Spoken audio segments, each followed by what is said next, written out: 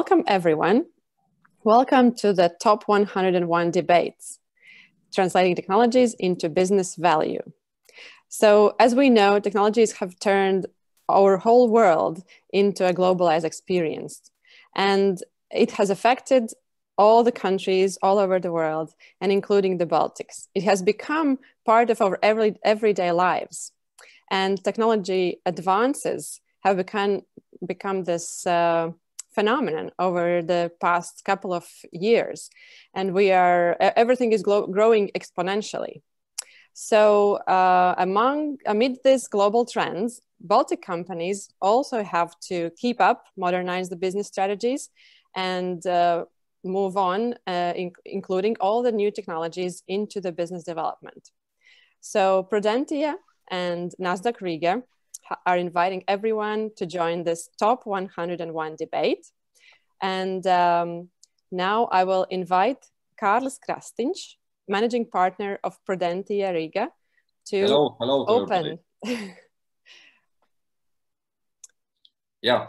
Thank you for presenting me. Thank you everybody that is in this debate. Maybe you know, we usually 2 times a year we have some kind of debates. This is special, of course, because in autumn we are representing and presenting Top 101. It's done in this morning. 101 most valuable companies in Latvia and Estonia are known for the public. So it's good. If we talk about technologies and IT, then in Latvia we have 6 companies from the industry, the Top 101, in Estonia 5. Of course, mainly they are from telecom sector, but as well they are software providers and other companies. So for sure, if we talk about M&A and deal perspective, then it's nothing unique that I will say. With this pandemic and COVID implications, clearly IT and technologies are getting some positive boost. Other industries are adapting, understanding the need and possibilities to work and act remotely, digitally, and so on. And this is moving high demand for different kind of products, and as well M&A and an industry is developing quite fast. So I looked at the statistics for 6 months in M&A in Europe, in IT and T industry. So I see that in terms of deal numbers, the transactions are a little bit down from 1,100 in last year to 900 approximately in this year, 6 months, but the value is up 15%. So clearly, I guess, especially in the Baltics, we can talk about positive year or in M&A. And I can touch it a little bit later in our discussion. So, but thank you for everybody again being here.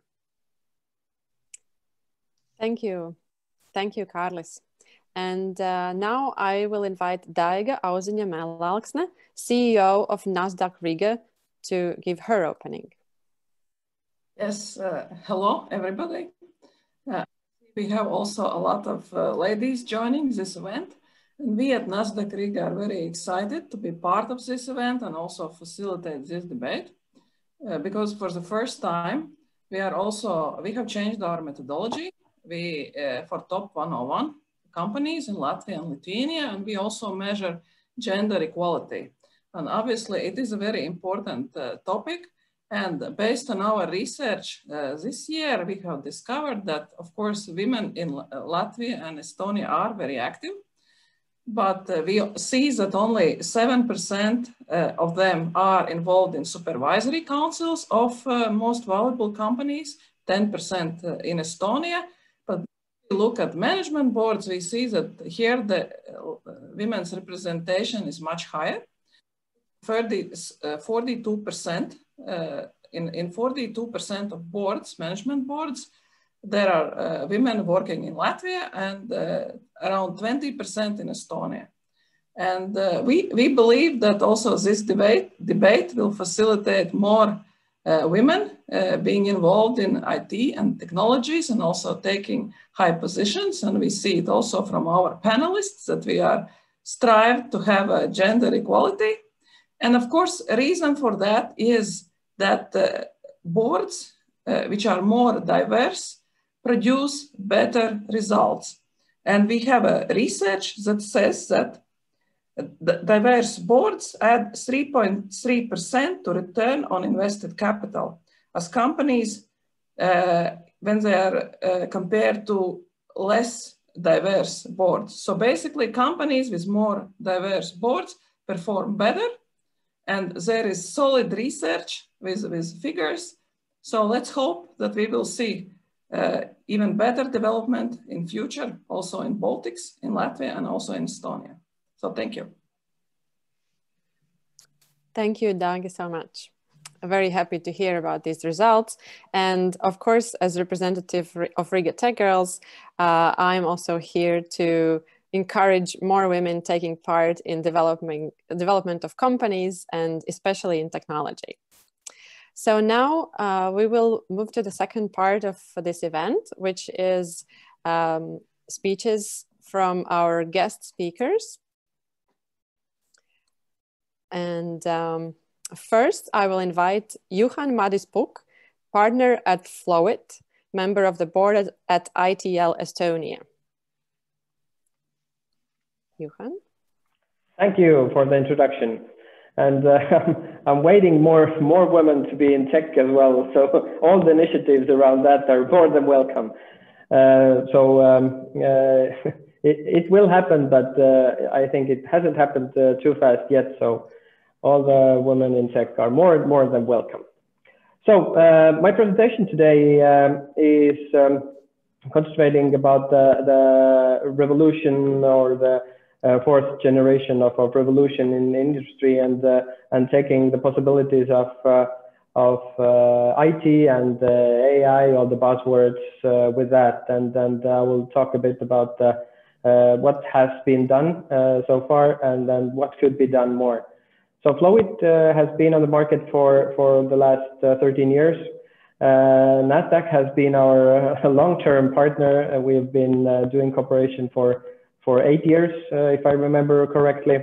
So we have been doing things and interesting things to bigger and smaller companies, and I've been running some of the projects, so I understand the company's essences and the needs and possibilities.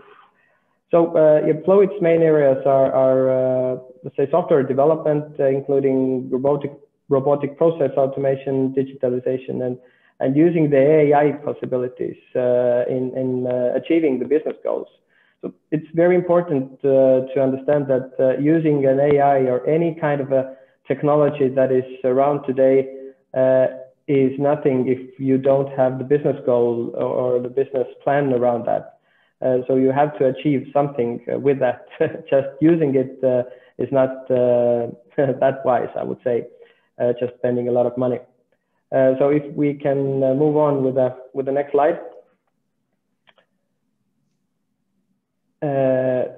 So yeah, today's business climate, I would say, is a bit different than it was a year ago. I read the conclusion around the 101 companies and read about the future of some of the companies, and who are the winners, who are not doing that well predictably in the future.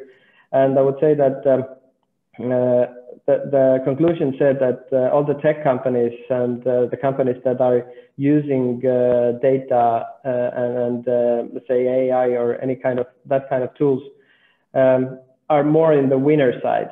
So let's start with the next slide, how to bring others there as well. So last year we've seen that companies are trying to change, and here are the 4 things that they have done, and some of the things that they haven't done. So usually in the industrial companies have invested heavily in high-tech machinery. So you can produce without any human interaction a lot of things. But the question is, how much data do you collect around that, and what do you do with the data? So there has been a lot of discussions around big data, I have to say that I've seen a lot of big data, and big data is a pile of nothing. What is important is smart data, that the data that you have collected that is readable by robots or softwares, that is reusable, etc., etc. So big data is emails, Facebook chats, etc. But actually, you cannot use them in making future decisions or understanding what comes next. So production is being automated, but the data collection has not been in that good manner. And visualizing and automating alerts and notifications, I mean, reading and getting the dashboards. So it's very important nowadays to live in today, not in the last month.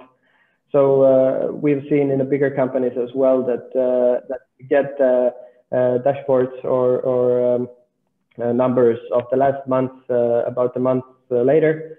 So you're way behind the possible competitors and what you can do or you can achieve.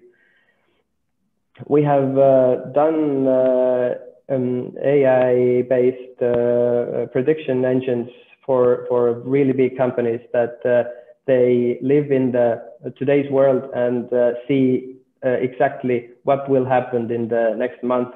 Of course, then the corona hit and it changed all the algorithms or ruined all the algorithms around the world. But who will get their algorithms working faster will benefit a lot from that. So moving on to the next slide. What have been done is investing basic digital office solutions like Microsoft tools, etc., and cut personnel to minimum.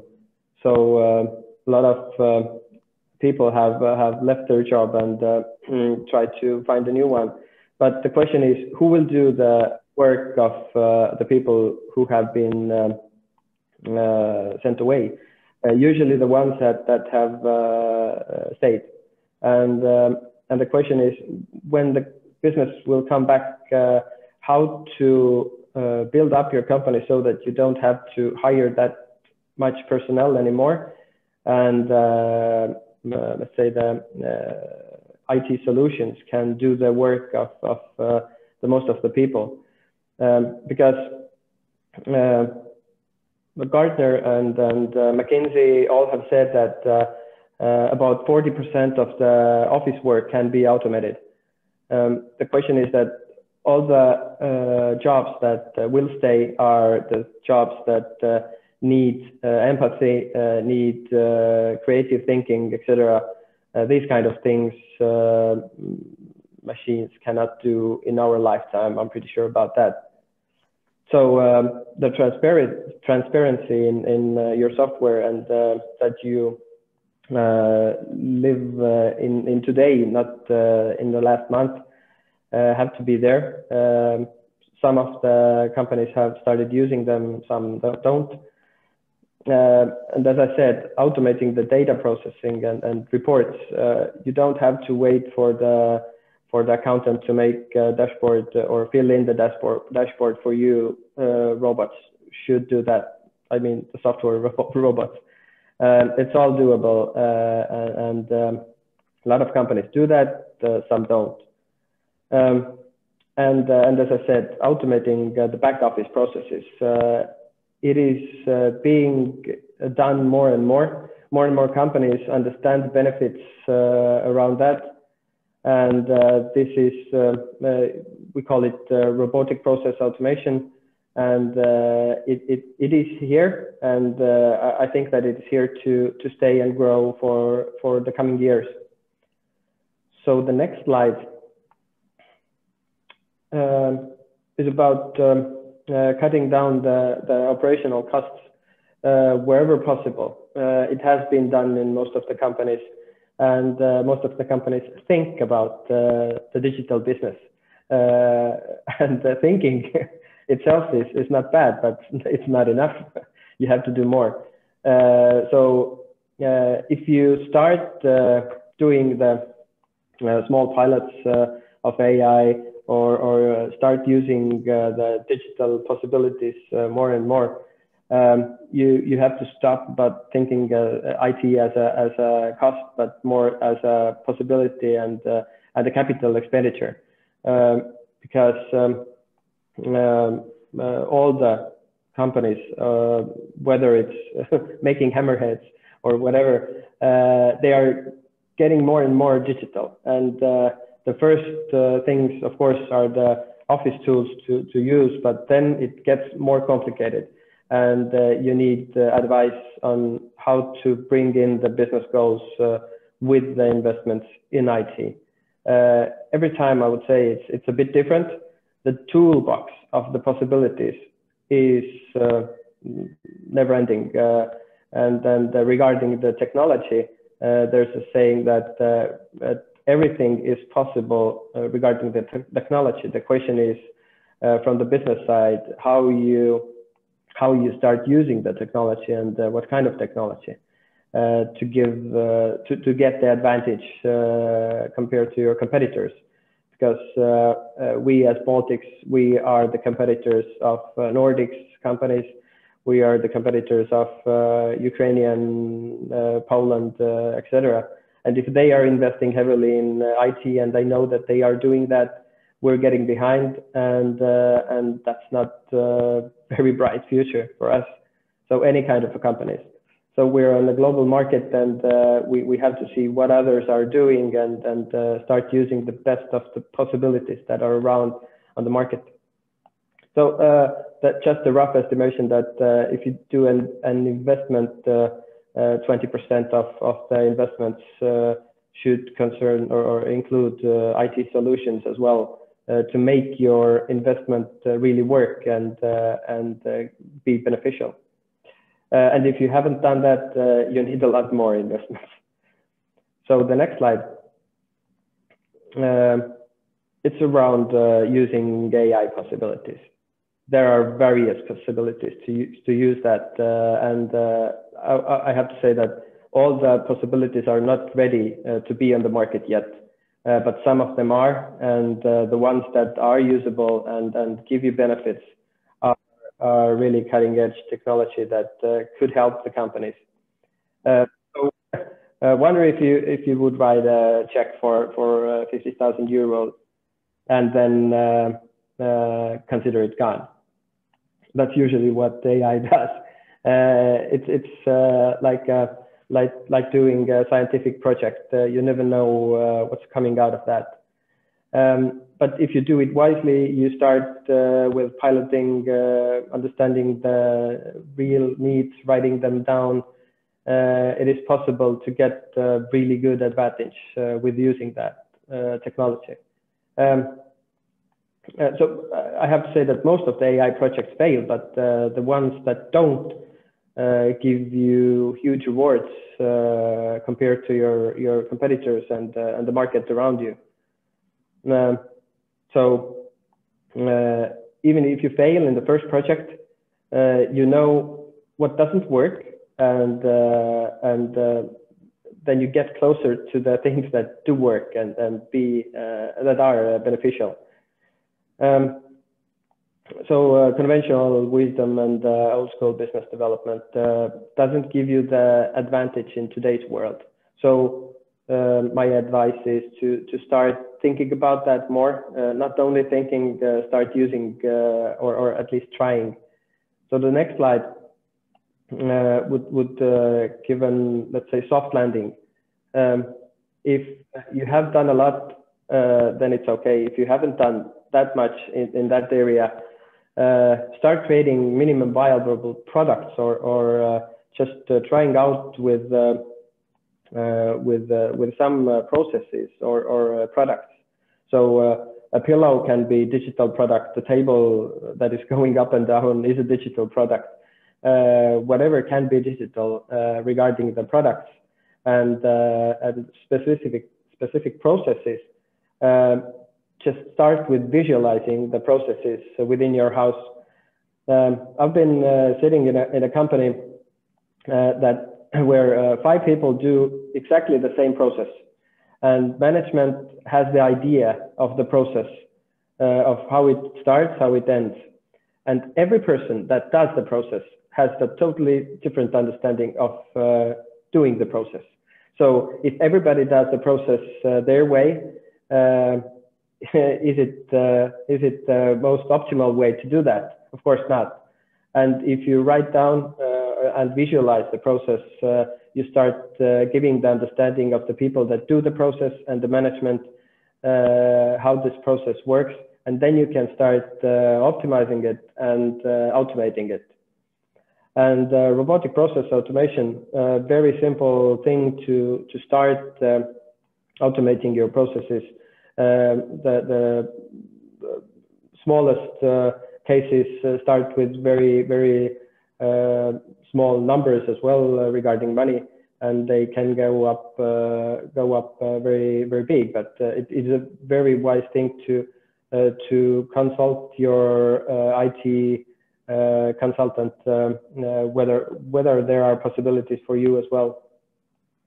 Data science and data analytics and optimization start with finding the processes or ideas where you can get the cutting edge, where is it the most painful for your company, and then start let's say seeing the possibilities regarding the technology that can help you there. And of course, piloting the machine learning. It's never easy, but if you get the right partner and the right business goal, if you have the smart data based on what you can start using it, start with it. Otherwise, we will be left behind, and that is not very good future. So shortly, that is it from my side. My advice is to start testing, start thinking the other differently, and if you look at possibilities around, there's a huge list of technologies around. If you take only one of them, there's a saying that if all you have is a hammer, everything looks like a nail. But you should have a toolbox, not only the hammer. So start thinking that way, and I'm sure that the companies that do that will be in the 101 next year. Thank you very much. If you have any kind of questions or comments, they're more than welcome. My contacts are here. And do we have any questions from the audience right now as well? Thank you, Juhan. I don't see questions from the audience at this moment, but please, audience, if you have any questions, you can write them in the chat, and I will ask them to the speakers. I have a question. So you talked about all these steps that we can take, that the companies can take towards the Industry 4.0. What is your view? Where do we stand in human capital development? Because of course, investing in technology is good, and developing technology is great, having data sets and all that. But how do we look in the human capital development, technological skills, and these kind of fields? I have to say that Baltic states, I think, are in a pretty good shape in that wise. Of course, our people are really different, starting from the differences regarding age, etc. But I would say that nowadays technologies, this is a very good question, of course. If I take an AI project, that is rather large. I have to say that AI and the deep technology behind that is about 20%. The other 80% is how to make it usable and user-friendly for the users, so that they get the benefits that they need from that. And we have rewritten user interface 5 times before users started using that. And are willing to use that. So from the user side, today's technology has to be as easy as possible from the user experience. but you can use the real hardcore technology behind getting the simple answers based on the data. Okay. I hope I answered the question. Kind of, but yeah, we'll talk about that in the discussion later as well. So I will say huge thanks. Thank you, Juhan. I don't unfortunately see any more questions from the audience. Maybe they will come in later. Then we'll call you up on the stage again. Currently, then I will be inviting the next speaker. It's Jānis Čupriks, board member at Datakom and member of the board at Latvian IT cluster. Jānis, can we hear you? Yep, I hope you hear me. Yes. Thanks for inviting me. Thanks for Prudentia and Nasdaq for having this opportunity. And thanks for the previous speaker. It was actually really interesting and looks like from the book, everything that should be done in the right way. And I will look on this topic a bit from the different perspective and let's move to the next slide. AI, if somebody could help. Yeah, great. So Industry 4.0 right now looks like I would say like a buzzword in about 5 to 10 years ago. Because 5 to 10 years ago, everybody was talking about the cloud. So, and then there were different questions. So what is that and how to live with that and what's behind that? And I believe that it's pretty much the same right now with Industry 4.0, because if we look from the meaning of it, then the explanation from my point of view is pretty simple. So everything and everywhere will be connected with everybody. So pretty simple. And if we look from the technological side, from the device side, from the sensor side, it's doable already. But then the question rises, where is the challenge? Why we don't see so many companies in the Baltics who are really good in this, and will really implement a lot of these Industry 4.0 ideas? Because there are a lot of them and a lot of them can help to our business. So let's move to the next slide. And I believe it starts all with the team. So let's imagine that we have a team with our top players in the company. So there's like HR, there's a finance director, there's all board level guys and women, and we have sales directors, and so all of those most important people, and they're really good in things what they're doing. In the way how they had done it for many years. But they have their own skill sets. One is really good at the IT, the one is really good in the finances, the other one in HR and different ones. And there are many, many more. And it's really hard to connect them because in many cases, when we talk about the technology, they can't help each other of us. But when we talk about the automation, when we talk about the new digital processes, so everything should be connected inside the company. So it's usually done by all departments. So if we automate something in one place, it will bring impact in the other one too. So I believe that there are critical 3 skill sets what needs to be involved in any type of the management or team leader level.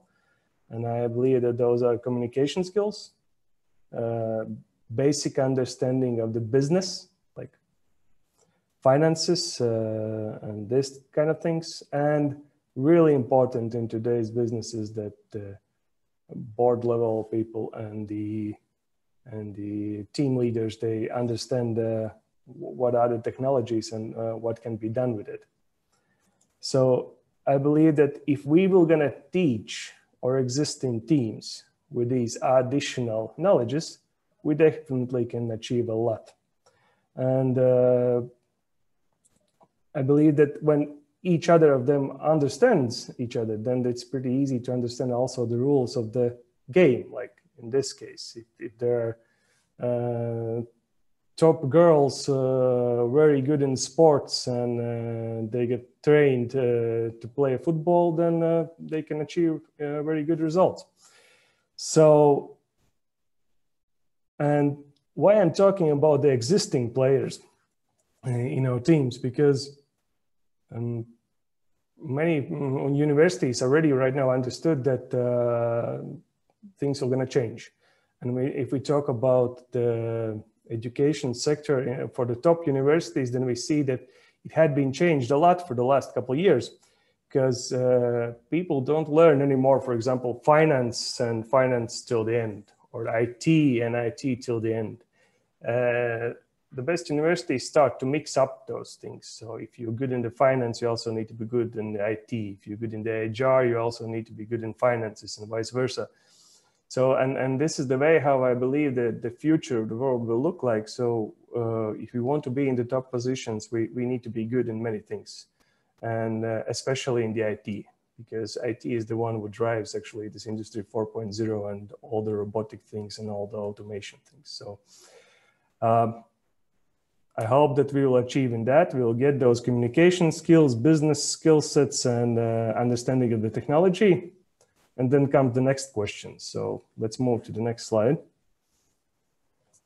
Here's really important to understand for the CEOs, the owners of the company or the top management. We need really precisely defined where is our playground. So where we want to go. What is the way how we're going to win continuously in all our battles for our customers. And if the team will be educated and they will understand each other's job, so I believe that they will also understand the field where they're all going to play and they will win. So, and if you move forward with the next slide, the magic will going to start to happen. This is the picture which explains how the tiki-taka play type works in the football game. It actually means that there are a lot of passes between each other, and that's the way how we move up fast. And my belief is that if those right skill sets are in our team leaders and in our most critical game players, then by those fast passes and understanding of each other, we can move up really fast and get those new technologies involved in the business. So yeah, let's move to the next slide, please. As it was told already before, I'm from company Datakom, and we believe in smarter IT.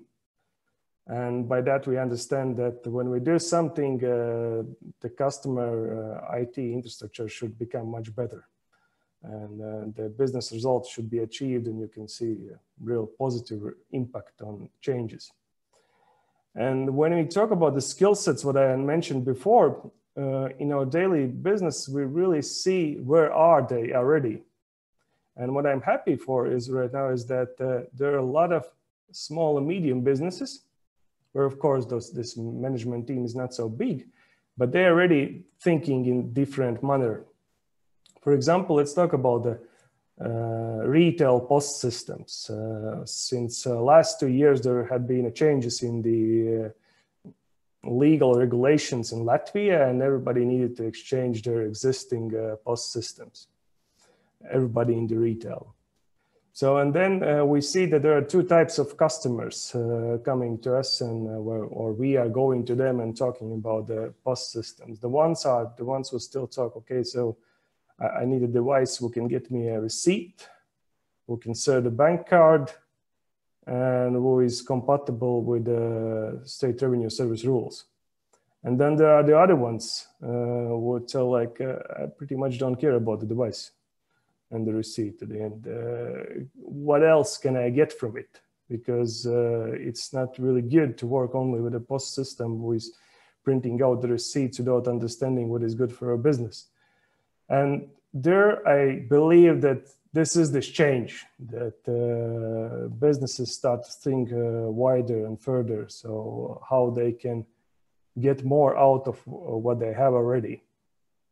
There's another example about workspace. And as we all know, we got hit pretty hard on the beginning of year by the COVID. And then for the IT companies who are working in this traditional IT infrastructure business, we had a lot of work to do because everybody needed to move home. And all employees needed to work from the home. And you know all of that because probably all of you have been involved in this process. And again, there are two types of the companies. There were ones who were asking, where can I get a lot of laptops? All laptops were sold out in a couple of weeks when the first hit was made. And then there are other companies who were saying like, okay, of course we will need the laptops, but can you explain a bit more how we can work from home and be sure that we are doing it effectively? What kind of new tool sets we need to do that? And I believe those are, again, those companies who have the right skill set about the communication, about the business understanding, and about the technologies inside. So they're thinking much wider and trying to adapt in the right manner. So I have a good feeling about it. I believe that in the future, there will be a lot of companies who are doing things in a really smart way. And if we will connect those top people, what we have in the team with the right skill set, I believe that Industry 4.0, it's something like an automatic box which will going to come in because everybody will understand what they need to achieve. So for me, it's pretty much about it. If you have some questions, please ask for them. Thank you, Jānis, so much. We actually have questions from the audience. So one is from Modestas Jānis. Hi, Jānis. In your opinion, which industry will benefit most from being connected to everywhere? Maybe you have some practical examples. I would say that there are no limits. Any industry will benefit from it, because by understanding each other, we will do things more efficiently than we had done it before. And as in today's world, it's the one point is understanding, the other point is the speed. And if we have this understanding between each other, so it doesn't matter in which industry we play, we can move really fast on.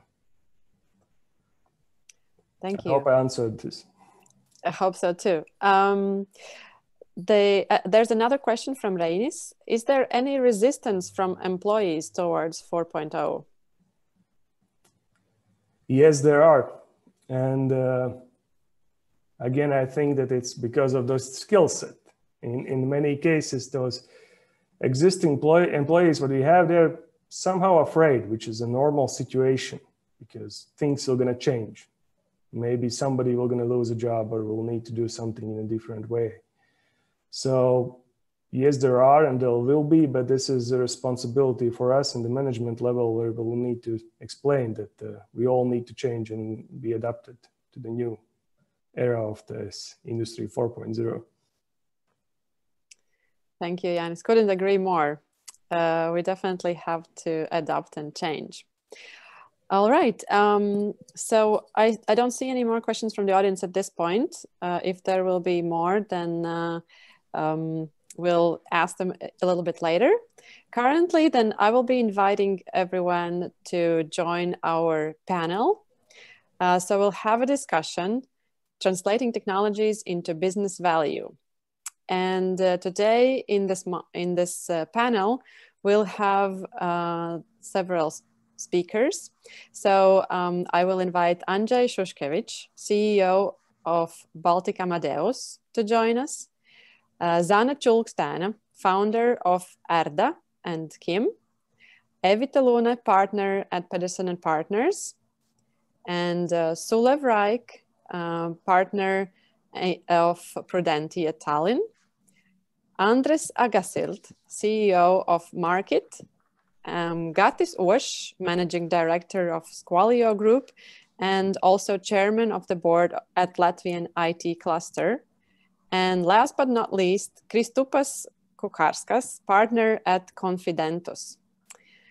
What an amazing company, all over from Baltics. And Today we'll talk about several topics and several questions. And the first one that I would like to bring up, as we are talking about the technology-driven changes and innovation and advancement in companies, if the panel participants could comment, what to your mind are the top 3 technology-driven changes that are influencing business value today? And first, I will invite Gatis Oš, as he's chairman of the board of Latvian IT cluster and sees also other companies in the IT cluster, to answer this question. Hello, everyone. I'm really glad to be here today in such a great company. And during the speeches of previous presentators, I was kind of thinking and making remarks for me. And let's say it's important to talk for IT technology industry. It's very important to talk in a human language with others. And that's how I tried to formulate these top 3 trends, or whatever we call them, for me. First of all, it's of course connectivity. As we all are influenced what's happening outside at the moment, so connectivity is very important, because, and on a different levels. We are talking about internet coverage, we are talking about 5G technologies and different solutions that create new opportunities.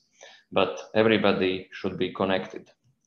Then the second one for me is remote and operations from anywhere.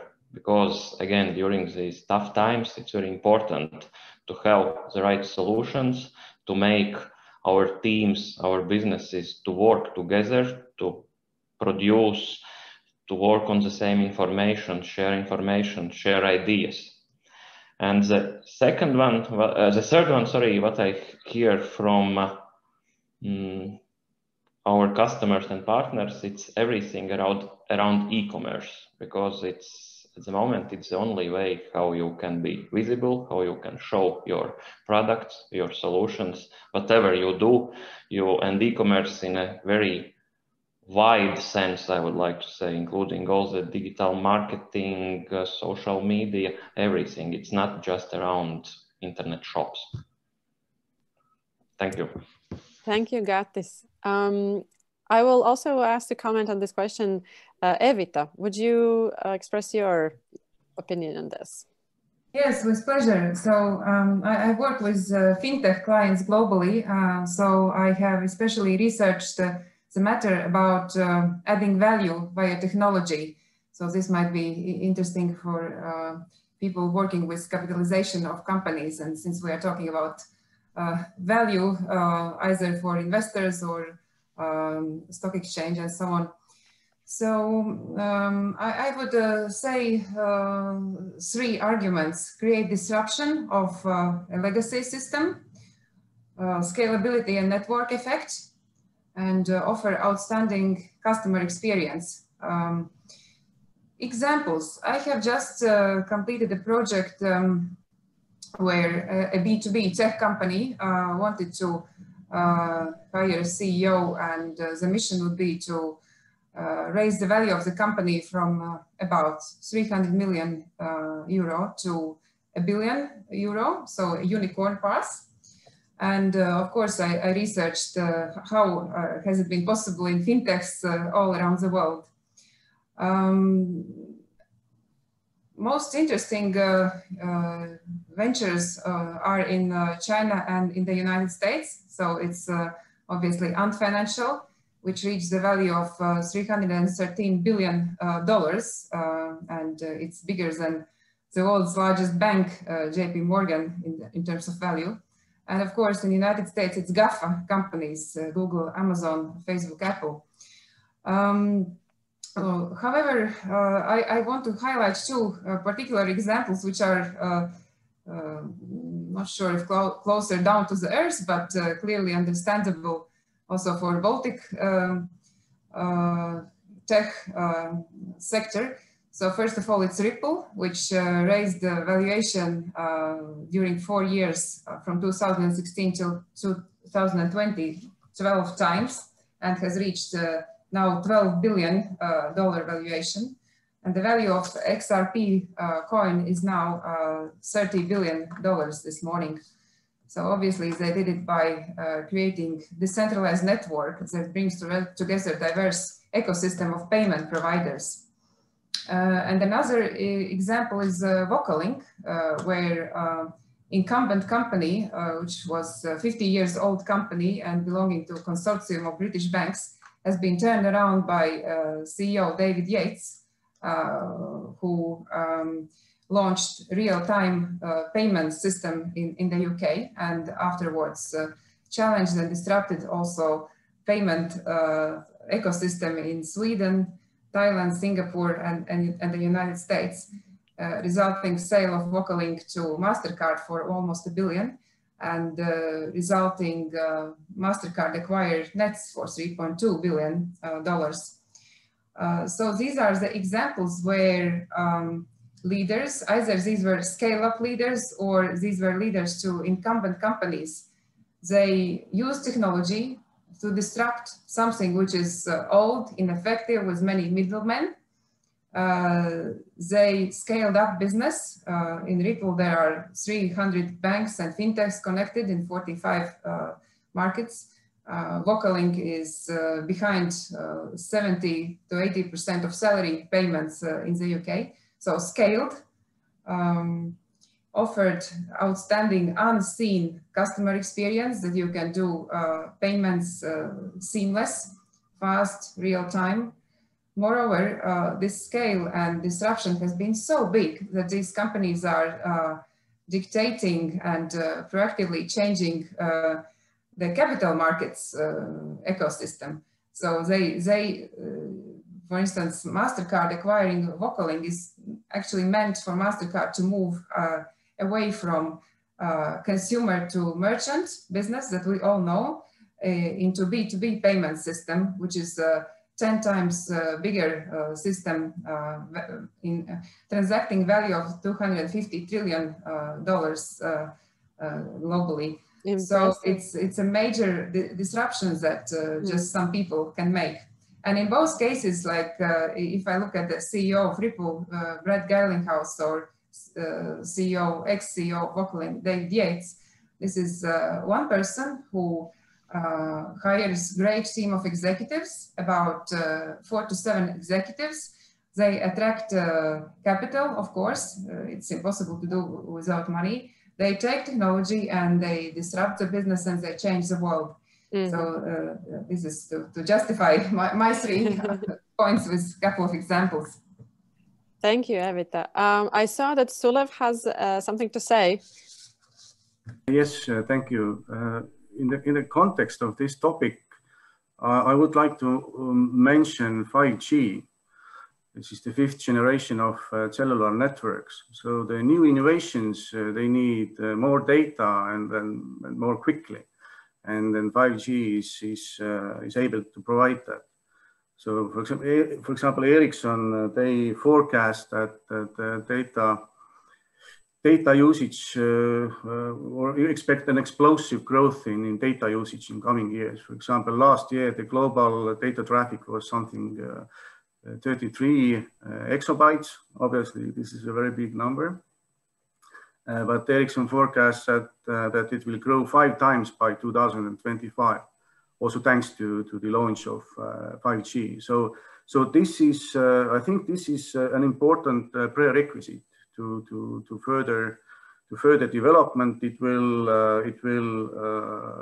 accelerate innovation, growth, and also create a lot of new opportunities. So that is something that it's important to bring us to the next level of digitalization, and also make all these good things and ideas to happen, including this fourth revolution and many others which we are talking here about right now.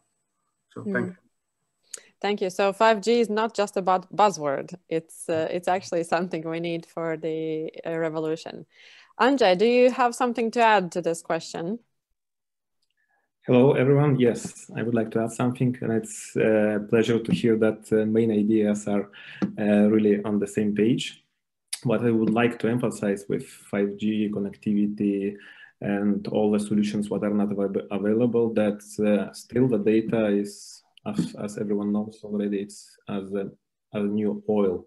And how we utilize data, it's a main driver, in my opinion, main driver to change your business and to have new insights. But artificial intelligence is nothing new, but it's really nice to see the change, how easy is it to implement nowadays artificial intelligence. And I think that the whole transition where the whole world and big players, cloud players, what they enable, it's how easy you can start to use artificial intelligence, how you can easily analyze your data and see new insight what I haven't seen before.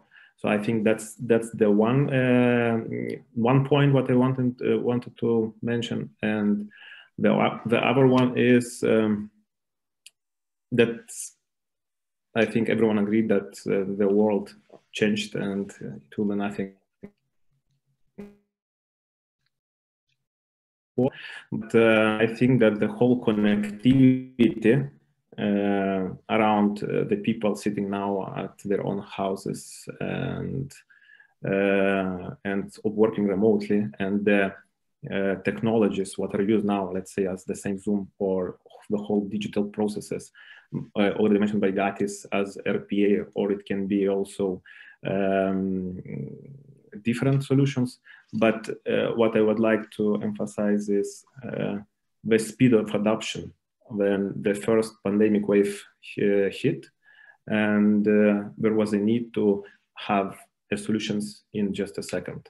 And I think the adoption, the speed of adoption was extremely huge. So now I think even we can say now that the disruption, yes, it's very important, but actually now I think the whole businesses who now work in a new way, they learn that they need to innovate quite quickly and fast and deliver the results very fast. Thank you. I think everyone will agree to this. And Zane, would you comment on this topic as well? Yes, well, my background is in human capital. Thus, of course, perspective comes mostly from this, but it's all tied together. I guess Baltic doesn't have too much of other capital left. I heard we've cut down our last forests.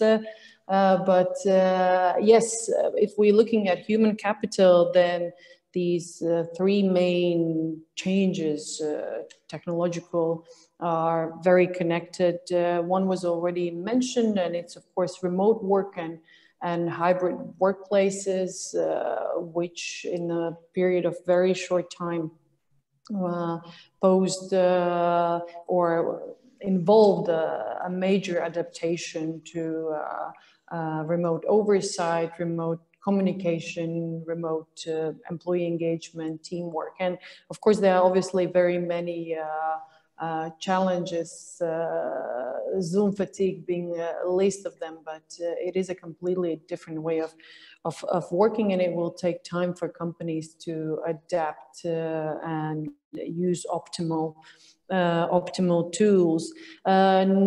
Second big block is everything that has to do, and it's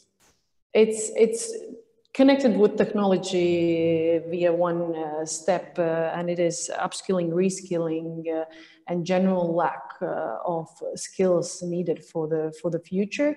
It is, of course, a result of automation and the fact that these couple of months have accelerated the rate of automation by more than five years. So we knew already in 2017 that around half of our workforce, so the one who has a job right now, lack the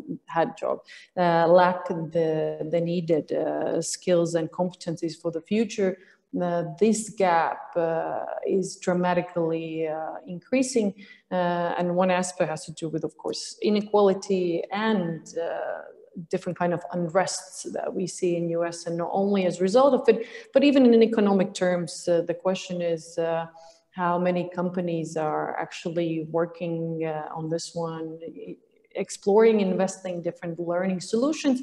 And some of them do, especially technology companies actively using e-ed solutions, Coursera, Udemy, and so on and so forth.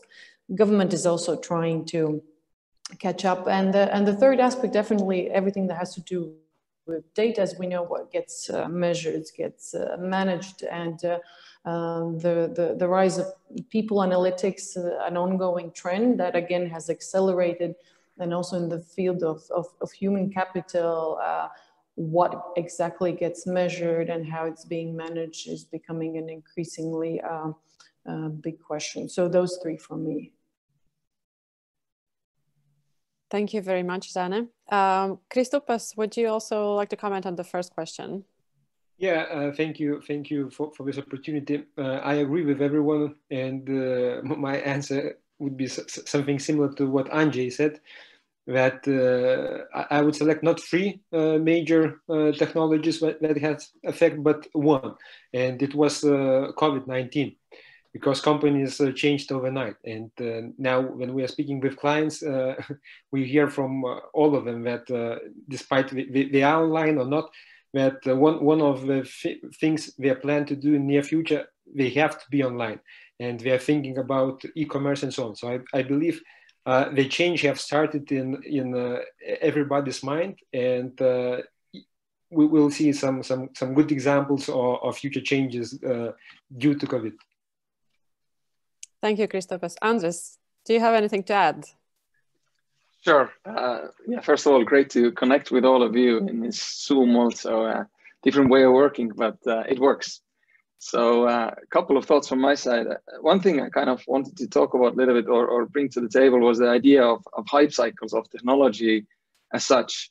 So I have a feeling that, and this is something I've been kind of using as a let's say, working in technology as a kind of perspective, is that we tend to always overestimate the changes that technology brings in the sort of first 2 or 3 years. And then we tend to underestimate the changes that it brings over 10 years. So this is implemented in like hype cycles or crossing the chasm by Geoffrey Moore. So this is idea how sort of humans interact with technology. Technology comes, we are like super overexcited. This is going to change everything and immediately. And then it kind of, doesn't happen, and, it's kind of things slow down a bit. And then actually in the end of the decade, it will really have a huge influence and actually really change everything. So I think looking at new technology and how it affects business, this is something that tends to happen, sort of overestimation and overexcitement in the beginning, some disappointment, and then really the real changes will come. So I think this is kind of important way to kind of think about technology and technology change. So, and then I have two thoughts, and one is the one that I'm really excited about, that is not maybe changing everything at the moment sort of super radically. And then the other technology is something that is already long time here, but now the real change is coming. That kind of now that technology is mature and due to different sort of circumstances, it's really coming to the fore.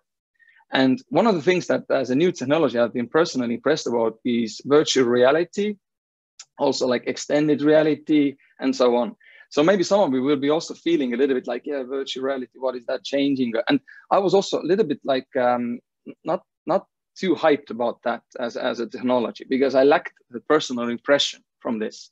And I think also this is another thing that technology is really kind of a little bit about that. If you have an connection, if you use a technology, I think that can also feed imagination. So I had the chance pre-COVID to go to Houston, to Hewlett-Packard's labs and see like very advanced AR technology. And it truly changed my perspective about this technology. So it's like quick examples, and I was able to experience that. So during those days, I trained as a nurse. So there was a VR headset, there was a patient on the table, and you could really see whether you could actually do it. And it was amazing experience. Like, wow, and this really is sort of exists as a cool technology. I learned that I could do it, but I'd rather not be a nurse. So, and then, incredible, there was like a VR headset, you're putting a VR headset on, and it's actually everything that it needs to work is connected to a backpack, and you're a firefighter. And there's actually a literal house, which is built from like cardboard and stuff like a movie set. And when you put the VR on, you will actually run into the physical house. So you're running up the stairs, you're going left, you're going right. The VR is so exact that you don't bump your head, but the house is on fire. And you can train firefighters like that. You know, like, what's an implication of that? Also, already Walmart, I promise to not mention names, but Walmart is training the cashiers with VR. So that kind of, they have a VR person, there are reactions, there's everything. And the most sort of incredible was that it was one of the Houston's hospitals where they treat also firefighters who have burns on their skin. And as I don't know, it's one of the most painful things to have because a lot of nerves are connected. And they're using VR to soothe pain. So there's a VR headset on a person, and they show kind of snow and like Arctic climates that you're kind of lying in a very sort of cool snow. And the results are amazing. This is like the VR there works, you know, quite equally with opium-based painkillers to soothe the pain of those firefighters affected by burns. So that really struck me, and sort of also like extended reality, like and that augmented VR, all those things. I think it's still really exciting, and this is one of the technologies we could sort of be hyped about at the moment. But of course, if you look at Baltic business, is VR changing things here? Not yet. But I think, you know, talking about hype cycle kind of thinking, not now, but 10 years down the line, I think especially sort of, it is really exciting stuff. And having this personal experience, it really changed my mind about VR. So I thought I'd share that. I mean, I tried the PlayStation VR and not too impressed. But the business application together with the VR, almost in enterprise, in training people and facilities training, safety training, firefighter training, and the medicine part was really, really sort of exciting and fueled my imagination. And then, of course, the kind of the COVID part, and then COVID happened. So at the moment, like, we're sitting in Zoom, but I have this Houston experience. I think we could be sitting in a much more exciting environment together and sharing this conference. So, and this is kind of, and now it's a perfect example again, like Zoom, you know, how old is Zoom? You know, I mean, market is working in you know, we have business in 38 countries, we have offices in 22. So it's quite, you know, it was actually routine for us over the last 10 decades or last 10 years, 1 decade, to communicate over Zoom or MS Teams. You know, it's always been there. So it wasn't anything new to us, but definitely the kind of, it's now so mature. And I think COVID brought the communication into mainstream in terms of online. And what I think there is very important is the cultural change it brings. I had 40 online customer meetings. Nobody wanted to meet me online 2 years ago. It was always about physical meetings, but now it's kind of okay. So it's super. This experience of the people with the knowledge, I think it really will change.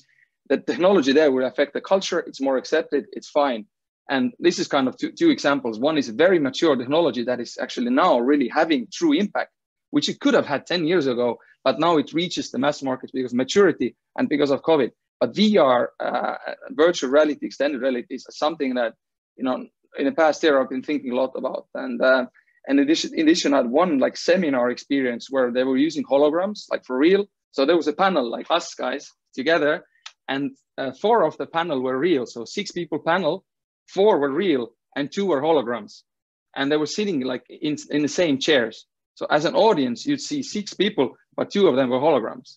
So this is also like, it already exists. It's a bit expensive to do, but it's there. So yeah, VR, augmented reality, combined with kind of what's happened with communications and technology in the COVID times. So these are my thoughts.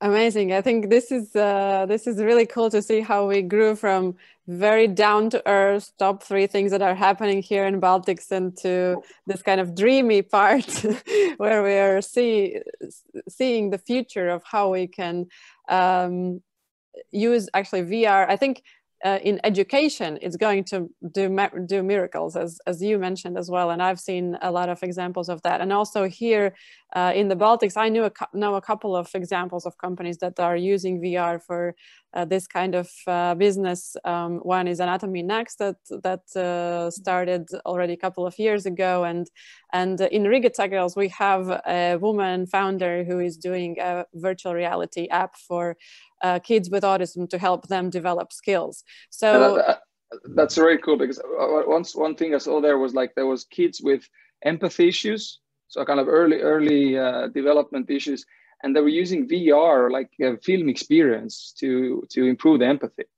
And actually, you know that school bullying is related to late development of empathy.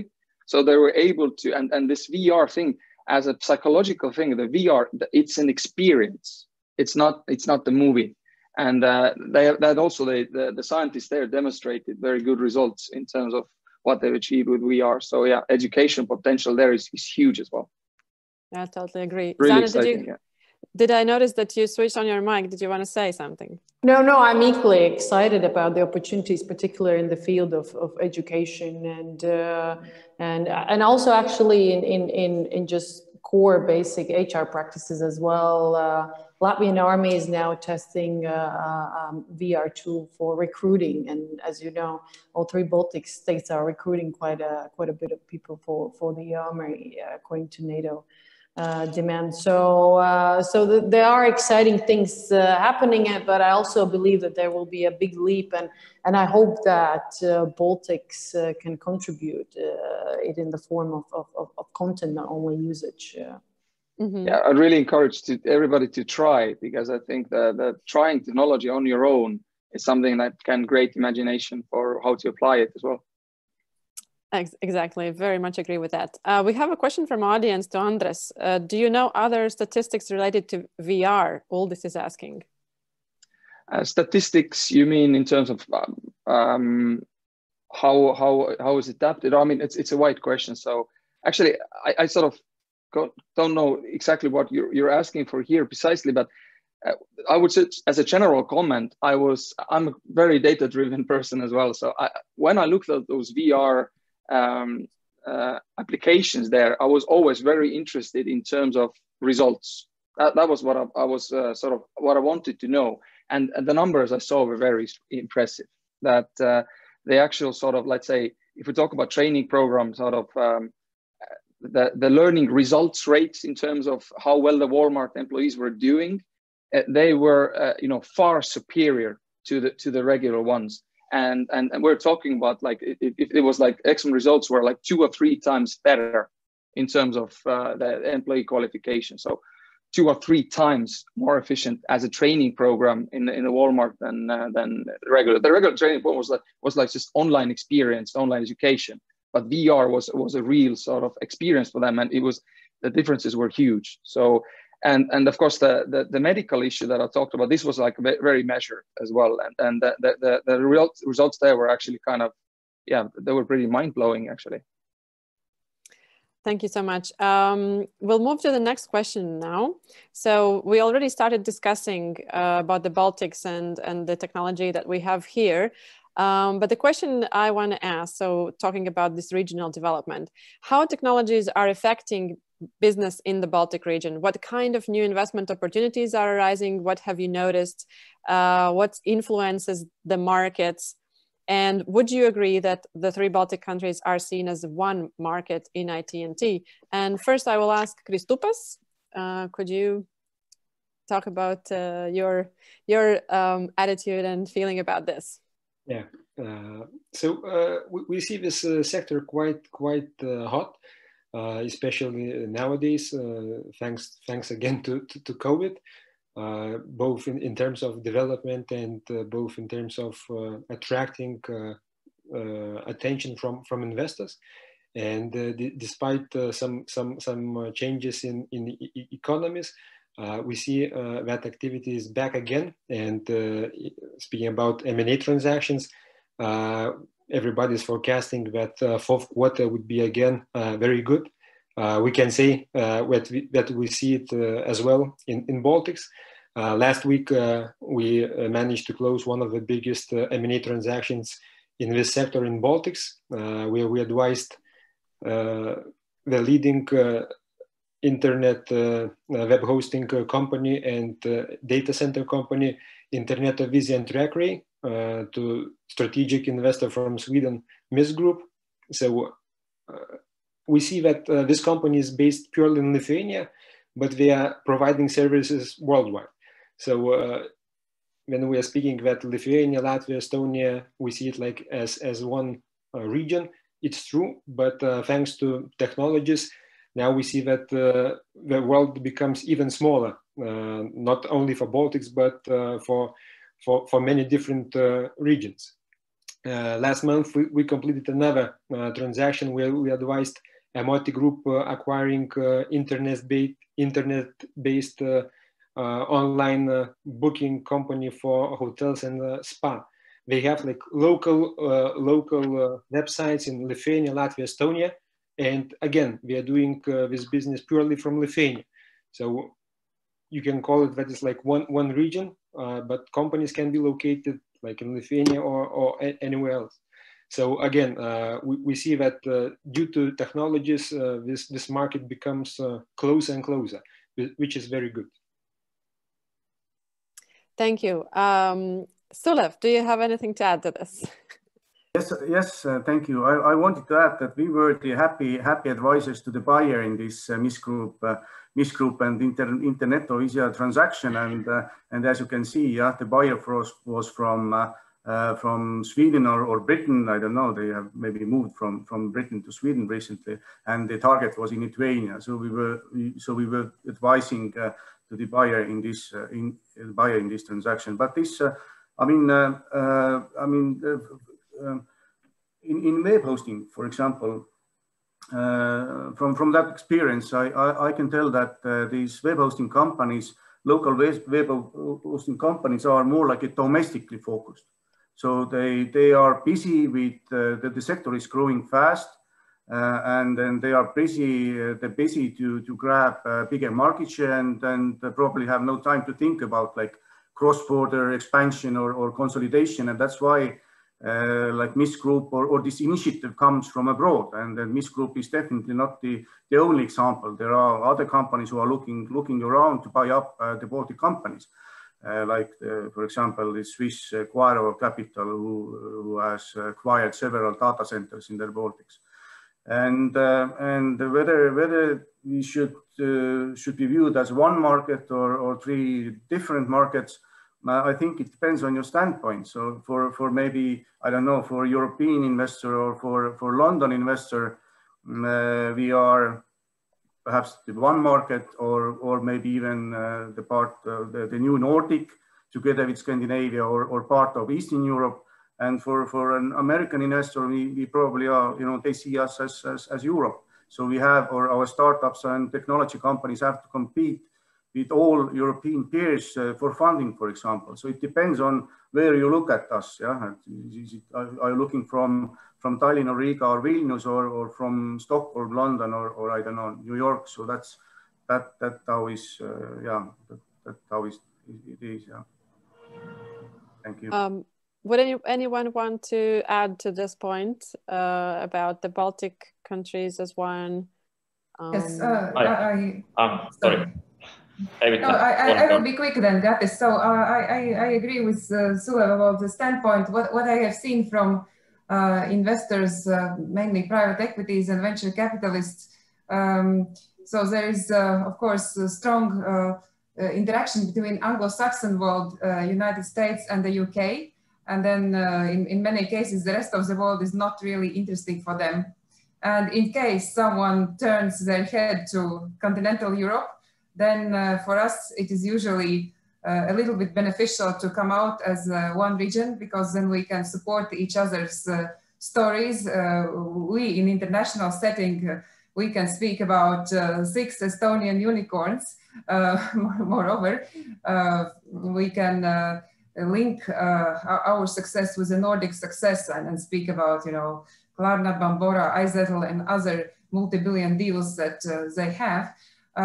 So I'd say that if we want real money to be attracted to our businesses, we have to come out as Baltics and more, Baltics and Nordics. That would be my observation. Thank you, Evita. I'll give word to Gatis and then Andžej next, okay? Gatis? Okay, just a small comment from my side, like from IT industry. It depends very much from a target audience you are talking to, how you position, whether it's Baltics or each country separately. But just as a joke, if somebody doesn't know where is Latvia and what's done there, so you can always go with a Skype, and then at least on a map they can find you. But one thing what's definitely is common for all three countries is that we are used to create great solutions and technologies with limited resources. It means that usually you create something and you are looking on your domestic market. And so that's, again, it's a price performance thing that you have to look how much you can invest if you look on a local market opportunity. And when with this ready product, you go outside your country to other markets, you are very, very competitive because the price of the product is really competitive. It's low comparing to other competitors, and but at the same time, it's a very good and innovative product. Thank you. Thank you, Gatis. Andžej? Yes, thank you. So maybe for two things to mention. So first of all, what we see as a company who provides enterprise software solution. So everything what's now related to interaction with customers. So we call it as omni-channel solutions, and not only e-commerce, but as already Gatis also mentioned, also digital marketing, but also physical stores. And the main idea is how to improve the experience of the customers, because customers, they can't order or connect to Barbora, let's say in Lithuania, and order the food that we need now. So this is one part. What enterprises also do, they want to reduce the cost of the call centers and again, service desk, etc. So everything what's related to chatbots, automatic voice recognition, email automation, everything now is also as a hot topic. But I have also another one, what's not so sexy, you know, as a customer experience, etc. I think, well, from the request, what we see from enterprises in Baltics, we see the shift of a mindset of GDPR implementation. So as we say, the first stage was we just need to be GDPR compliant and try to figure out what kind of data we have. But now the next step is we really start to talk about real data governance solutions. Then we not only talk about what kind of data we have, but we can monitor it, we can manage it, and it should be, again, with reduced costs, that it not should use a lot of manpower. So just a few insights from my side. Thank you. Thank you. Does anyone want to comment still on this topic, or we can move to the next one? Okay. If I can quickly say, it's sure. Just maybe like to put perspective here is like, you know, East Baltic, one region, how are people seeing it? The whole world is one region right now, especially if we talk about technology where things are really, really, really global. So I think like 100 years ago, 25% of the world population was living in the, let's say in the UK, in a sense that British Empire, and Europe was actually it was in the 100 years things have changed so much that I think even Europe as a region is being marginalized. So if you look at globally, the influence of Europe as a region is diminishing like super fast, because it's only a tiny part of the world's population. It used to be most of it. So 100 years ago, China was still having 400 million people.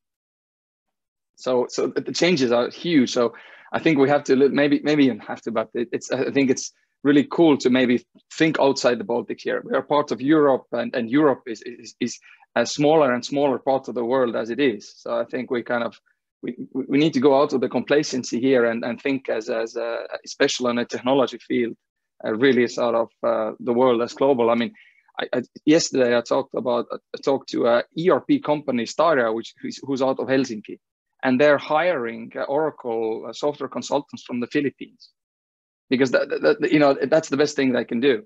And they're actually, these guys are moving here to the Baltics to work. So Baltics, how it's seen or not, is maybe even like irrelevant question from my point of view. The whole world is becoming so small, and Europe is marginalizing, and we are all in the global market together. That's my opinion on this. Thank you, Andres, bringing this back to the global level again. Love that point. And I will then move to the next question, which I think is very related right now. If we talk about human capital, and it's a key resource in the Baltics, as we know, we don't have too many other resources, and Zane already pointed that out. What kind of priorities should we have in human capital development, and what are the key policies that drive this development currently in each country, and what is missing? So let's discuss human capital and policies related to that. Maybe Zane, you want to start?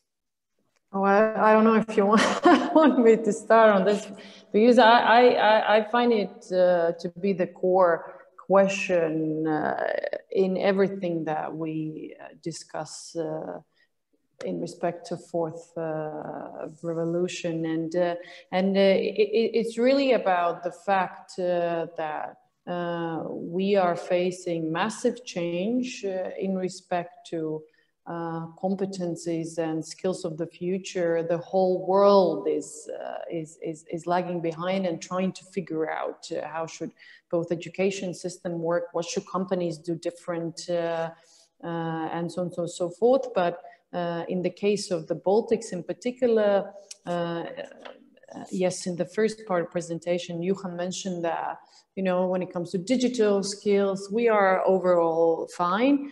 Well, somewhat fine. First, there's quite a big difference between all three Baltic states. Congratulations to Estonians understanding this already, I don't know, 15 years ago. I think Lithuania focused on it quite a bit in the after the last crisis, 2008 and 2009, and we have seen it moving up in all respects. In Latvia, we are yet to say policy-wise that digital skills is our core focus for adult, at least education from now on. So we see in DESI index, which is Digital Economy and Society index, we are good with infrastructure, we are even good at the public services and so on, but it is human capital where we lag behind, and it involves not only number of sheer IT specialists or number of people graduated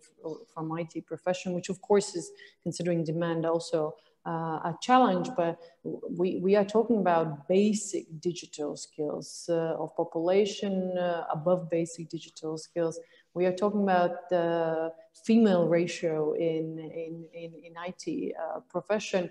And in that field, I'm sorry, but we are very far from perfect. So I don't know in details the situation in Lithuania and in Estonia, but I myself have been very vocal about the need to consolidate responsibilities and resources and focusing all government activities on digital skills, in my opinion, also B language skills, that being still English, I'm sorry, but thirdly, also soft skills, what was mentioned in between, pretty much a lot will be automized, but everything that has to do with empathy and creativity, customer service already in personal level will not, and we see a lack in soft skills, and people understand it. I was looking at the most popular courses taken by Latvians on Coursera, and for our e-commerce, data, third was AI, artificial intelligence, and then the fourth is business communication, so soft skill, essentially. But because we have gathered here quite a few companies, I think it's important to say that companies on the Baltic levels are not doing a good job when it comes to understanding what kind of skills they currently have and what kind of skills they will have. So basically you have a balance sheet, or you know your inventories when it comes to machinery, even IT products, but you don't know your inventories when it comes to skills and competencies of your of your employees. Basically, I can mention, I know, on two fingers, number of companies, at least in Latvia, all of them international ones, that have done a skills mapping, know what they have and what they'll need, and work on this strategically. What we've seen here in turn was that at the beginning of COVID, we did a survey for 106 companies, Baltic level, on LinkedIn, all of them already a bit more advanced, and ask what were some of the steps taken in the light of COVID. And the third most popular step, at least in respect to human capital, was to cut all training. And trust me, I'm not in the training business. I'm not selling training services. So, but it's really unsettling to see that governance can't get their together, but also companies are not doing particularly good job in understanding that you can, take a big leap in respect to digitalization and automation, and continue speaking about people as cost section of your budgets. But it's critically important that you invest in upskilling and reskilling, because last time I checked our demographic situation, I don't see thousands of very skilled new employees coming in our job markets anytime soon. And what is important, of course, unemployment figures popped up as a result of COVID way, immediately from March, but it's actually slower than expected. And B, the macroeconomic prognosis for Baltic states is that in 2022, we'll be back right where we were at the beginning of this year, where lack of qualified employees were number one obstacle for, challenge for companies in respect to development. So not taxes, not infrastructure, no lack of investment, people. And this is something that, I believe, haven't fully realized. But I can go on talk about this forever. I'm sorry. Yeah. Thank you, Zana, for talking about the situation in Latvia. Maybe we can have a kind of small note on how Estonia feels about this. Sulev. Yes, thank you. Yeah, this is a well-known truth that we don't have enough skilled specialists. And though our main universities have ICT faculties, and there are some other initiatives, but still, as the demand grows so fast, there has always been a shortage of skilled workforce. But what is just recently I saw in news that a group of private individuals, together with some local companies in Estonia, are opening a school to meet the growing demand for software developers. And among others, there are, for example, three of our unicorns involved: TransferWise, Bolt, and Brightdrive, plus some banks, and also those founders and the shareholders of those technology companies. So that that is a very good sign that these technology companies themselves, they are there to looking for a solution to this situation, and that this initiative is very welcome, of course. It's just a comment. Yeah, thank you. We also got in Latvia, Lithuania, this summer we had a training program, Discover Tech, for women, to get more women acquainted with the technology field and the opportunities. And that was possible thanks to a grant from Google.org, the philanthropy organization. So there is movement in this direction, I think, in all countries. But anyone wants to comment on the Lithuanian experience with human capital development and the policies?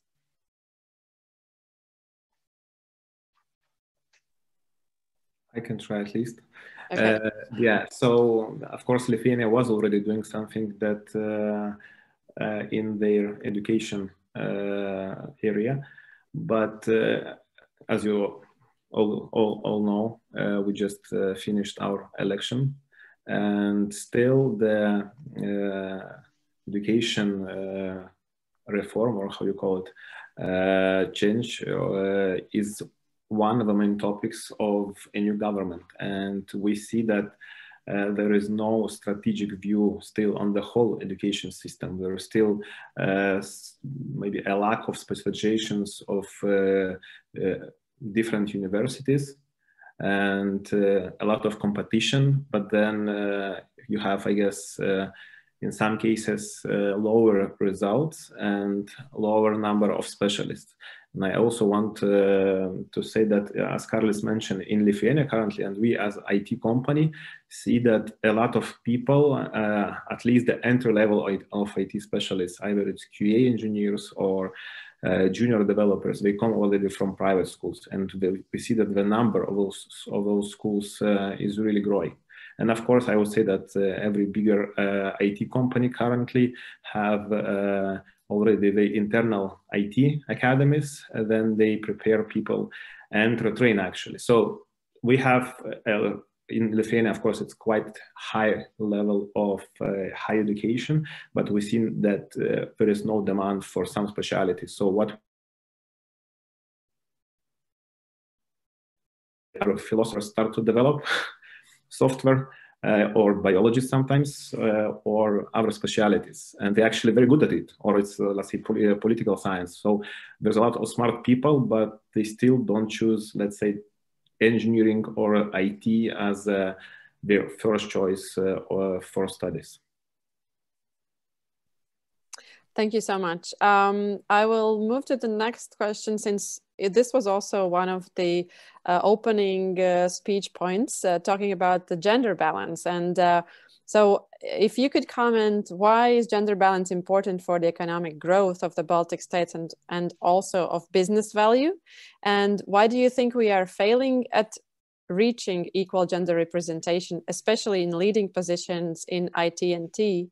And what are the policies that we should implement to improve this gender balance? So we saw from the numbers that Daiga presented that there is definitely no balance currently. So I'd like to hear your opinion, and anyone wants to start? I can start. Since I deal with executive search, so I'm directly exposed to filling boards and top positions of various companies and fintechs above all. So I'd say that what we may encourage is just explaining and talking how important it is to have diversity. So, for instance, myself being like a straight white woman, I wouldn't dare developing products for black gay men, okay? So how could somebody with only male board develop products for me? So having no understanding about how we all work, how we operate, what we need, why should we have only a specific segment of people in the board and then top down in the organization? So the more diversity, the better. Another argument I would say is about bringing diversity to leadership, about having the best values, including stereotypical values. If we find more female leaders with high empathy, great, let them come to leadership board and complement more aggressive male colleagues. Above all, these boards where we have mixed teams will work in a more balanced way, as opposed to male-only boards where often we see fights just for the sake of fights, and maybe it was not a productive outcome. And finally, what is interesting regarding the question, what could we done or what should be policy implication, what I see is that working with private equities and with investors, with venture capitalists, they asked me, please bring to the shortlist female CEOs. Otherwise, we don't give so much high valuation to your company, to your business. Also, there are stock exchanges and other capital markets players which wouldn't accept companies without female leadership. So there is institutional pressure from investors, from capital markets, from various governments. I have worked also for Swedish government on trade commissioners years ago, and for some countries, in order to have like 50-50 trade commissioners globally, they were requiring only female executives to the shortlist. So there are lots of interesting instruments which can help to improve this ratio. So that would be my contribution. Thank you, Evita. Sulev, do you have a comment on this? Yes, thank you. I don't know if you saw the news, was it yesterday or the day before, that the Germany is about to pass a rule that all exchange-listed companies should have at least one woman on board if the board size is bigger than 3 persons. So this is kind of like a concrete step towards gender balance. But yeah, to add here, maybe we should, I don't know, to add this gender balance or gender equality to other sustainability criteria where we have currently, we have this environment, we have social and then governance. Maybe we should have like this also, you know, included. Because the truth is that more and more investors are looking at these criteria. Let's say when 20 years ago, investors were looking at financials mostly or only. Then now, especially the younger generations are paying attention to these sustainability criteria as well. And that makes, I mean, sense if you have a situation where you have 2 financially equal alternatives and one is following these sustainability criteria, then very likely this stock has higher demand and therefore also the company has higher valuation. So this is as simple as it. Thank you. Thank you. Zane? No, yeah, and I totally agree with both previous speakers. I think all of this is connected. If you look at the statistics about women, female involvement in IT profession, in 2016, I did a research for Tele2 Shared Service Center, at that time, 3rd biggest IT company that was later bought by Cognizant, now is known as Cognizant, and they had a request from Sweden asking, you know, listen, why are we having so little, female employees? And now Cognizant approached and asked to find out what are the reasons. So we did a survey for all 8th graders in Riga level. So total of more than 1,500 kids answered the rather elaborate survey about their career choices. And what you see, of course, is a lot of stereotypes about what women do, what men do, about how difficult is IT profession, how it damages the health and so on and so forth. But there are also more principled or more difficult conclusions about the level of self-confidence among the girls. But what I want to point out, the lack of role models in this field is a really important thing. You have to see the women in IT professions, you have to see them in panels, you have to see them in boards. And I know that sometimes it might look as it can affect, if you just give priority to gender instead of, quality, it's both not fair and also is it a good business sense. But I totally agree that for both larger goal in the long run, affirmative action approach is the way to go. But it does add, much like Evita said, to overall diversity of opinions, skills, competences, and so on. So, and I think Baltics have problem with this in general. So I've noticed that kind of oftentimes things are connected. If you're homophobe, you will probably also be a little bit of racist, and probably a little bit of sexist. So I think the general level of openness and tolerance, explaining the also business value of diversity, popularizing it, I think is very important. And it is one thing that tech companies can do, because they're known for this, at least in response to overall tolerance and openness and diversity as a topic. So I think we could do much better, much better in this field. Thank you, Zana, so much. Gatis, did I notice that you wanted to say something on this? Okay, if you say so. And let's see, Kristupas switched on the mic. So Kristupas, you're next. Yes, as I'm not so armored with statistics and numbers, so I can just talk from my experience, from Squalio group experience. We are operating in more than 10 countries, and actually somehow in an organic way, this proportion on a C-level people in the company is like almost the same, 50-50%. And the same applies to employees. And I can just agree to Zanes that always this kind of quality should be a priority.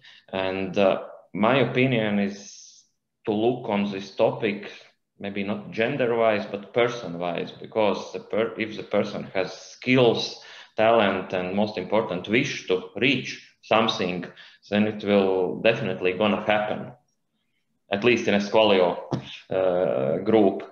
And I think even in Latvia, we have a lot of good examples, and I am a little bit surprised in a negative way that statistics are not so good.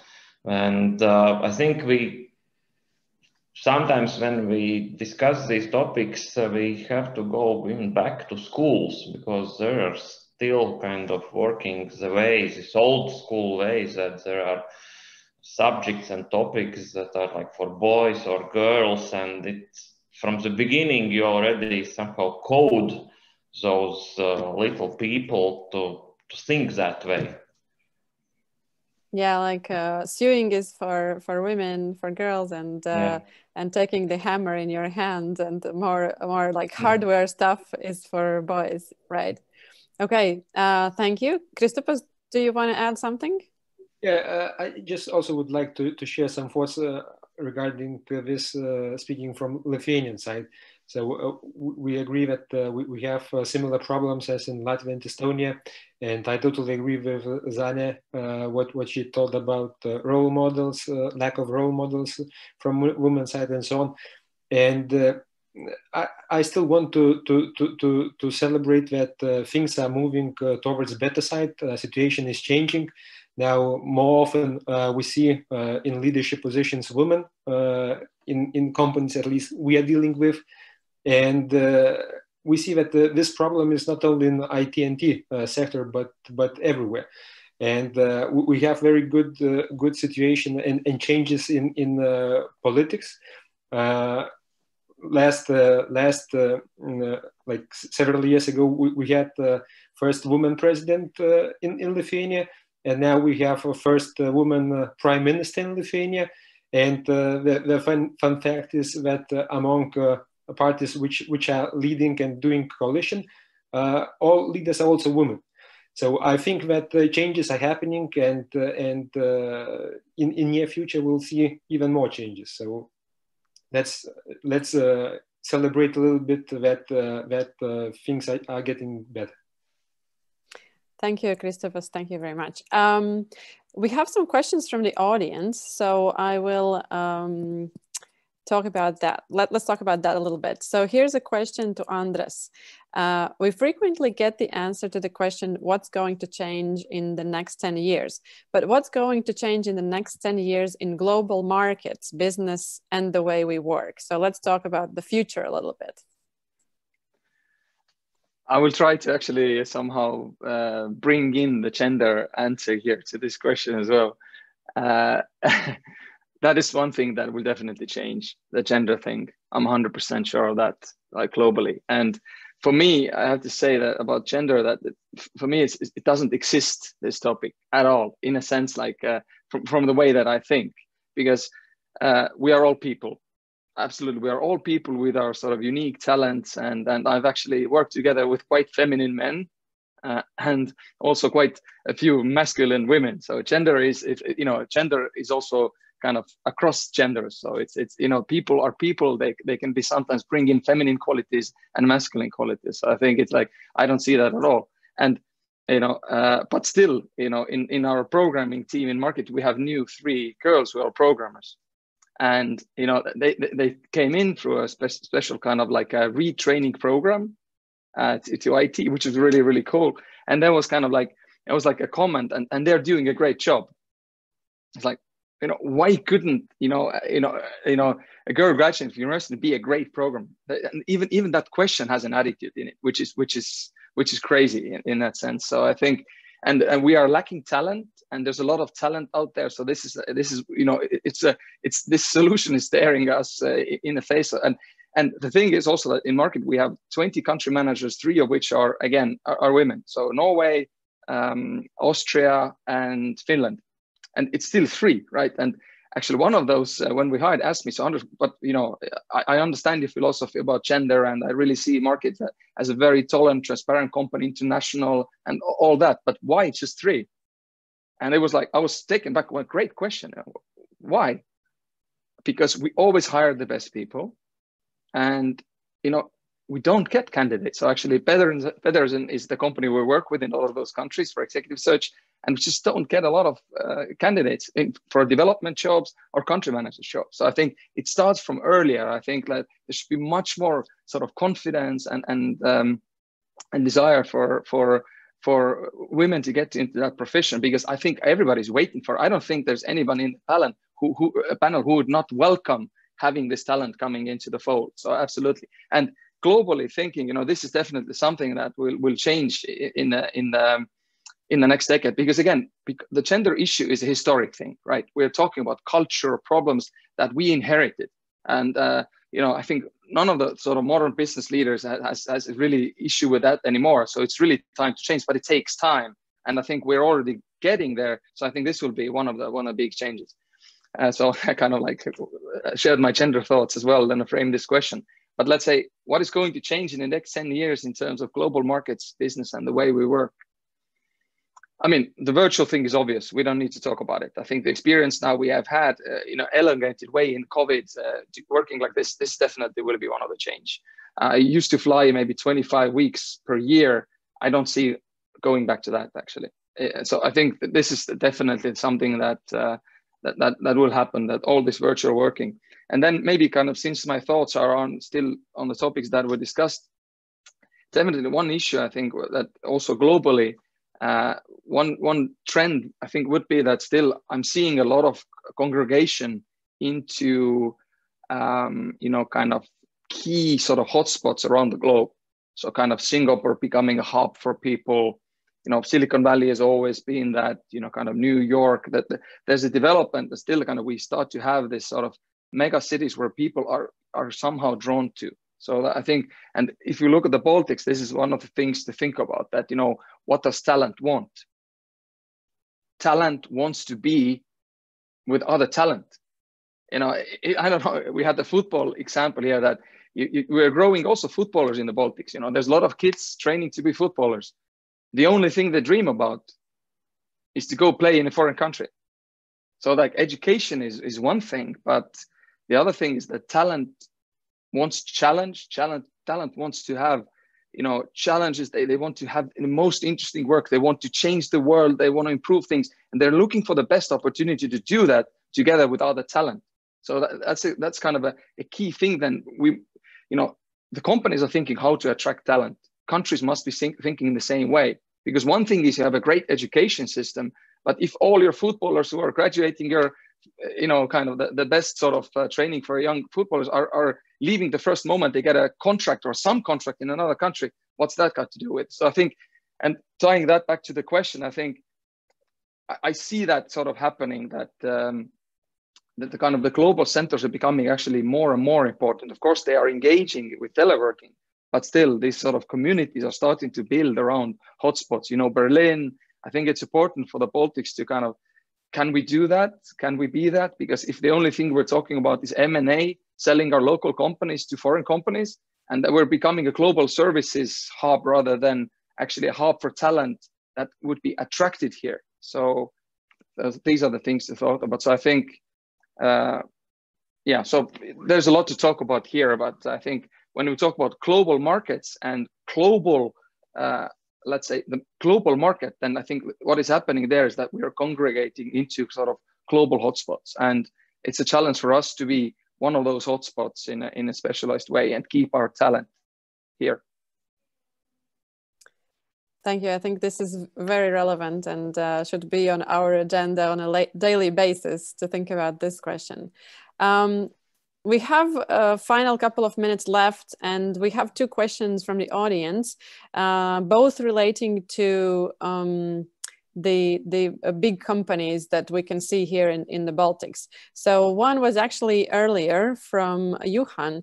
So Juhan was asking, does anybody have any real life success story with using AI in a large enterprise? Anyone has an example of that kind of a story?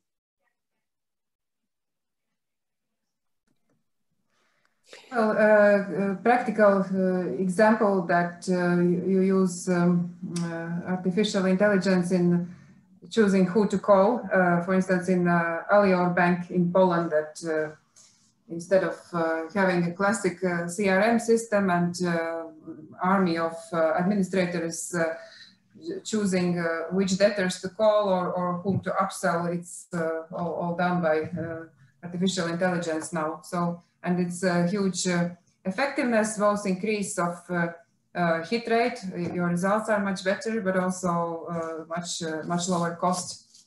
So there are many small examples like this which are taking place in the back office. Thank you, Evita. And Kārlis was commenting that the M&A market in Europe and in Baltics during 2020 is very active. So there are deals ranging mainly from 10 to 100 million euros for 100% enterprise value.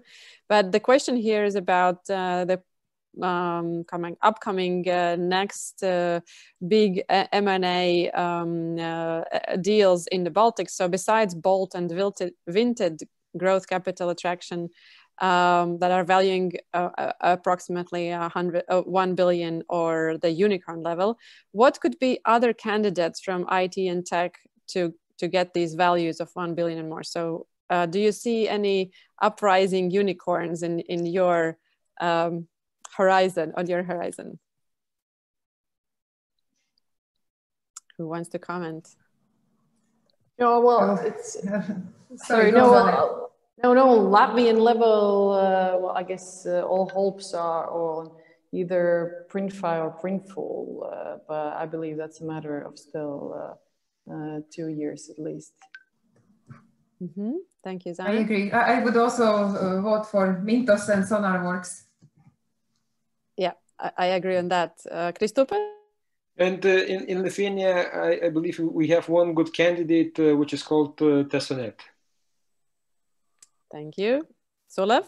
Yeah, I think in Estonia, it would be Monese. And that was actually expected to be the fifth, but Pipedrive took the place, basically. So, and it seems that this trend is strengthening. It all in Estonia, it all started in early 2000s, as we remember when Skype was founded, and actually, I mean, that is a success story, and it has its positive implications afterwards. So, for example, Taavet Hindrikus, who was the first employee of Skype, later he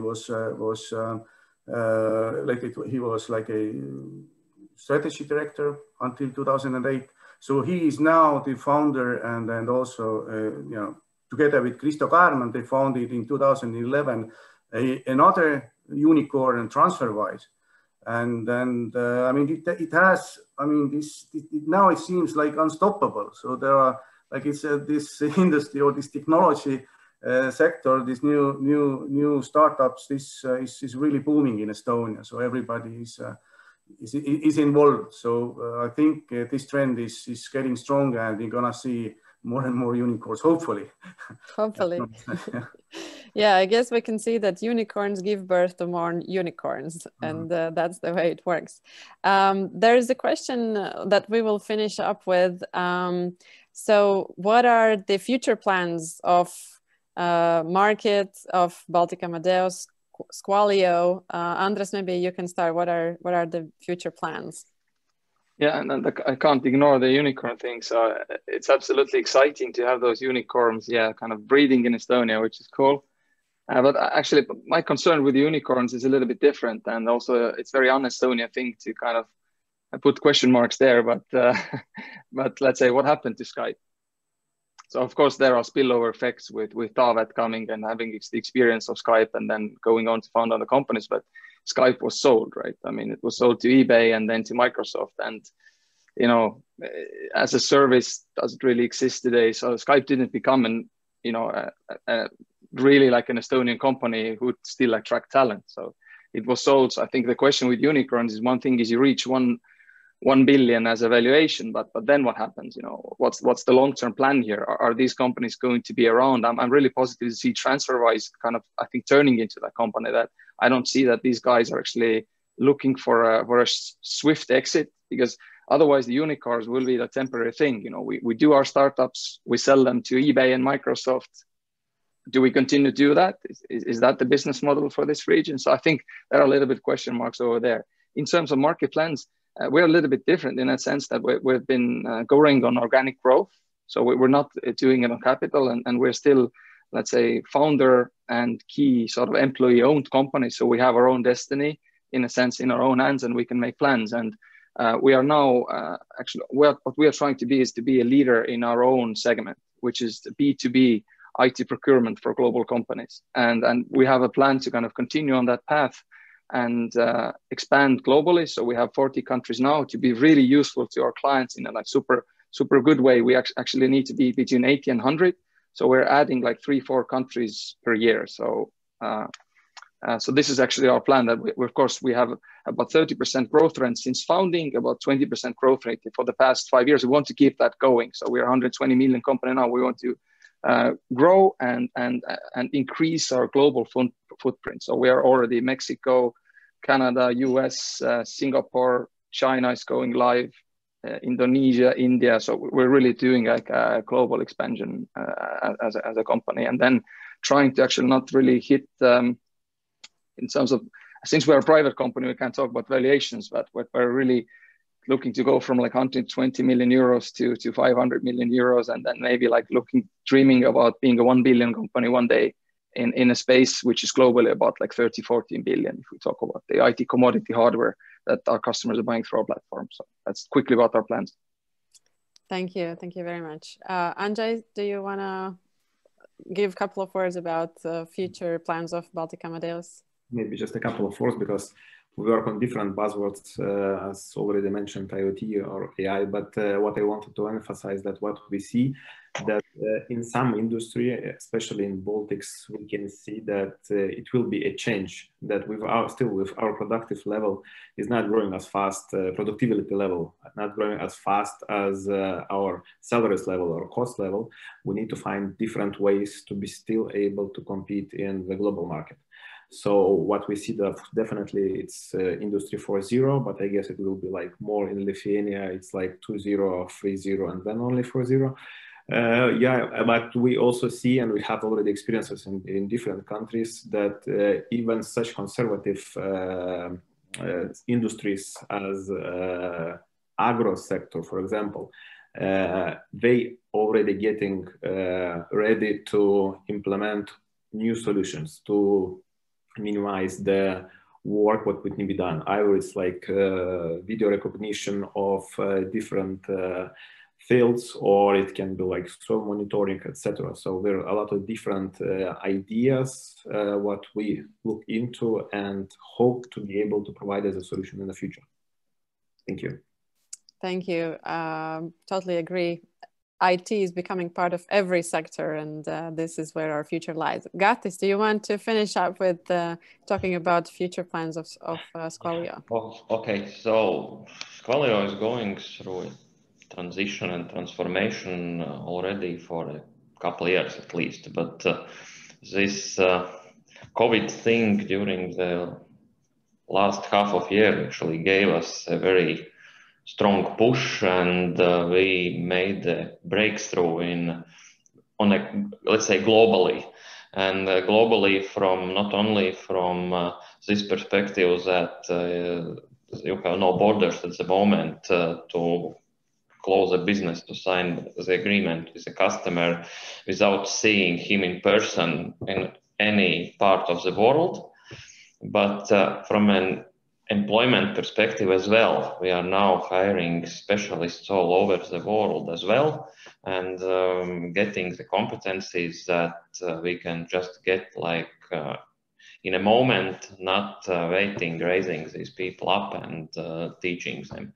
And we found like our niche products, and now kind of the main challenge for us is how we can work 24/7 at the moment, just to cover all the regions, and starting from any phase of from sales till of course supporting after sales our customers.